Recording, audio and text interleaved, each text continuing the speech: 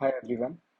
आज हम डीबीएमएस पढ़ेंगे और उसके बारे में सीखेंगे कि डीबीएमएस होता क्या है और उसको किस लिए यूज़ करते हैं, उसके क्या फ़ायदे हैं और कौन यूज़ करता है और कहाँ यूज़ होता है। तो आप उसको सारा कुछ आज डिटेल में देखेंगे। So let's start one by one. So first of all, we have DBMS. So DBMS is Database Management System. Is a software that used to manage the database such as MySQL, Microsoft SQL Server, Oracle.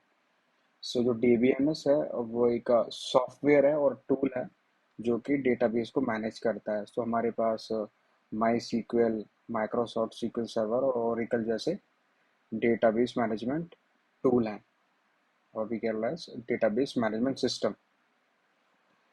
And we have like RDMS. So RDMS is called relational database management system because it is based on the relational model. In this we can make a relationship between one or more than two by help of primary key. So जो RDMS है उसमें क्या होता है कि हम एक table और एक टेबल से को दूसरी टेबल से रिलेशनशिप क्रिएट करते हैं और नॉट एक से दो, may be it can be multiple relationship. हम तीन के साथ भी कर सकते हैं मे बी और चार के साथ भी कर सकते हैं।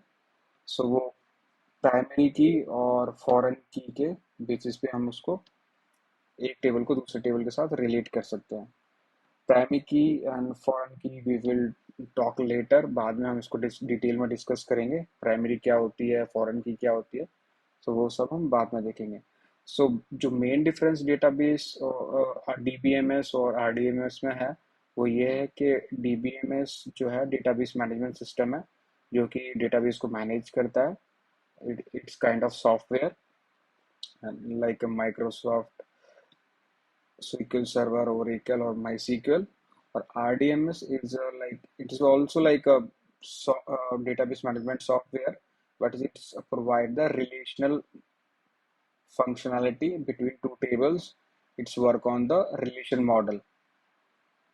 Okay. And then second we have database. So database is a collection of interrelated data which used to retrieve, insert, update, or delete the data effectively.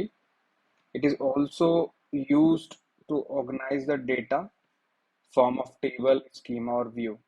So database क्या करता है कि जो इंटर रिलेटेड डेटा है उसको हम store करते हैं। उसमें हम इंसर्ट भी, न्यू डेटा को इंसर्ट भी कर सकते हैं, एग्जिस्टिंग को अपडेट भी कर सकते हैं, डिलीट भी कर सकते हैं और उसको हम रिट्रीव भी कर सकते हैं डेटा को बेस्ड ऑन अवर रिक्वायरमेंट। और इस डेटा को हम स्टोर करते हैं टेबल की फॉर्म में, स्कीमा की फॉर्म में और व्यू के फॉर्म में। Table schema view we will learn in detail in future. So उसके बाद इसके लिए भी हम बाद में इसको डिस्कस करेंगे डिटेल में। टेबल क्या होती है? As all we know, like a table is like combination of row and column, and we store the data in the format of row column, just like Excel we store it into database. So SQL क्या है? SQL is the structured query language. We know as the database language, or you can say database programming language, which help to perform the certain operation in the existing database, as like insert, create, drop, update. So we can perform all these operation by a SQL language. So जो भी हम database में हम update कर सकते हैं या insert कर सकते हैं, डिलीट कर सकते हैं, अपडेट कर सकते हैं, वो हम SQL लैंग्वेज की ही हेल्प से करते हैं। देन उसके बाद हमारे पास सीक्वल के मेन कैटेग हमने ऑपरेशंस को कैटेगराइज किया हुआ है, which is five. So first है डीडीएल ऑपरेशन। सो डीडीएल ऑपरेशन में जो हमारे डेटाबेस स्ट्रक्चर से रिलेटेड चेंजेस होते हैं, जैसे कि हमने टेबल क्रिएट कर दी या टेबल मॉडिफाई कर दी या उसमें और मॉडिफाई का मीन्स एक कॉलम बढ़ा दिया या उसको रीनेम कर दिया, तो सारा चेंजेस किस में आता है? डीडीएल में। डीक्यूएल में क्या होता है कि हम इसको सेलेक्ट करिए, हम सर्च कर रहे हैं, कोई डेटा हम सर्च कर रहे हैं, टेबल से हम सारे रिकॉर्ड रिट्रीव कर रहे हैं या कुछ रिकॉर्ड रिट्रीव कर रहे हैं, सो वो डीक्यूएल के अंदर आता है। डीएमएल में क्या होता है कि हम डेटा को इंसर्ट कर रहे हैं, राइट। हम जैसे हमारे पास पहले एक टेबल में 10 रिकॉर्ड थे, हमने अब उसमें 2 रिकॉर्ड और ऐड कर दिए या 4 रिकॉर्ड और ऐड कर दिए, वो हमारा डेटा मैनिपुलेशन में आता है। फिर इसके बाद है डीसीएल, डेटा कंट्रोल लैंग्वेज। सो डीसीएल क्या होता है कि आप डेटाबेस में आप मल्टीपल रोल क्रिएट कर सकते हो। जैसे कि ए पर्सन को पूरा एक्सेस है, वो इंसर्ट भी कर सकता है, डिलीट भी कर सकता है, रिट्रीव भी कर सकता है, बट बी पर्सन है वो सिर्फ रिट्रीव ही कर सकता है, वो ऐड नहीं कर सकता और वो डिलीट नहीं कर सकता। सो इस इस तरीके के हम डेटाबेस में हम यूज़र को एक्सेस प्रोवाइड करते हैं, जो कि डेटा को मैनेज करता है, कंट्रोल करता है यूज़र एक्सेस को। सो इस kind of provide access for the limited resource or grant or revoke kind of thing we can do here. So जिसको जितना हमें एक्सेस देना है, हम वो ये डीसीएल ऑपरेशन के थ्रू हम दे सकते हैं। And last one is the TCL, the transaction control language. इसमें जैसे कि हम कोई भी ऑपरेशन करते हैं तो हम उसको कमिट कर देते हैं, उसको हम रोल बैक नहीं कर सकते। सम ऑपरेशन को हम रोल बैक कर सकते हैं, जैसे हमने कोई मिस्टेकली कुछ रिकॉर्ड हमने डिलीट कर दिए और हमें उसको रोल बैक करना है, सो हम इसको टीसीएल ऑपरेशंस के थ्रू हम कर सकते हैं। या हमें कुछ न्यू रिकॉर्ड हमने ऐड करे हैं, अब उसको कमिट करना है, सो हम उसको कमिट भी हम इसी के थ्रू करते हैं, टीसीएल ऑपरेशंस के थ्रू। अब बात आती है कि इसको कौन यूज़ करता है, कहाँ यूज़ होता है। सो कॉर्पोरेट आईटी सेक्टर में वाइडली यूज़ होता है। इसको mostly back end developer use करते हैं, जो कि आपके डेटाबेस एडमिनिस्ट्रेशन होते हैं या डेटाबेस एनालिस्ट होते हैं, या डेटा साइंस में भी यूज़ होता है, और कुछ लोग ऑपरेशंस में भी यूज़ करते हैं। ऑपरेशंस के प्रोफाइल्स होती है, उसमें भी हम डेटाबेस मोस्टली यूज़ होता है। So it's a very basic thing like जैसे आप माइक्रोसॉफ्ट ऑफिस सीखते हो, सीक्वल भी आपको आनी चाहिए, बिकॉज आजकल जो इंडस्ट्री में जो भी डेटा होता है वो डेटाबेस में ही सेव होता है। और मोस्टली ये डेटाबेस माई सीक्वल, सीक्वल सर्वर या ओरेकल ही होते हैं। तो आपको ये चीज़ आनी चाहिए। ये बेसिक चीज़ है और इजी टू लर्न है। सो सो ये सब इसका इंट्रोडक्शन हो गया। लेट्स सी कि डेटाबेस कैसा दिखता है, और थोड़ा बेसिक नॉलेज लेते हैं। So I am using as a database editor as a DBeaver. So here मेरा एक डेटाबेस कनेक्शन है माई सीक्वल का। सो इसके अंदर अब ये डेटाबेस किस सर्वर से लिंक्ड है। सो ये लोकल होस्ट 3306 पे रन हो रहा है।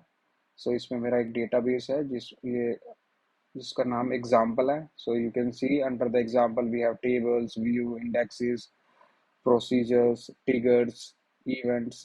So we can talk in future one by one.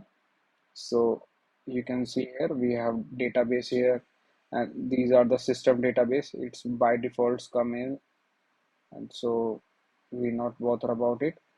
So वो by default आ रहा है। so mainly हमारे ने जो database create किया वो example है। so let's see कि हम database को कैसे create करते हैं और delete करते हैं इन SQL के अंदर। so देखते हैं। सो डेटाबेस को ड्रॉप करने के लिए कैसे करते हैं। ड्रॉप का मतलब होता है कि डेटाबेस को एंटायरली डिलीट करना from from the database. So हम इसको ड्रॉप करने के लिए यूज करते हैं drop, and then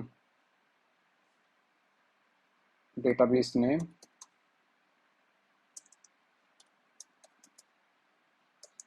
drop database and database name, जो कि एग्जाम्पल है। अब इस कमांड को हम सेलेक्ट करके इसको रन कर देंगे। सो you can C drop database example. और हम इसको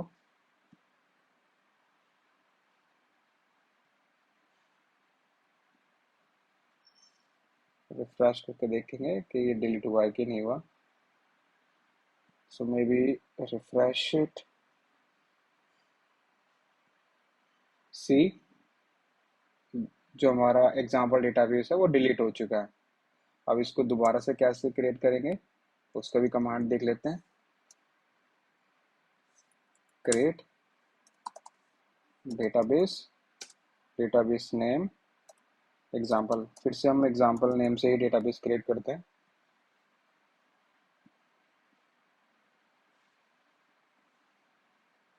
फिर से हम इसको रिफ्रेश करेंगे.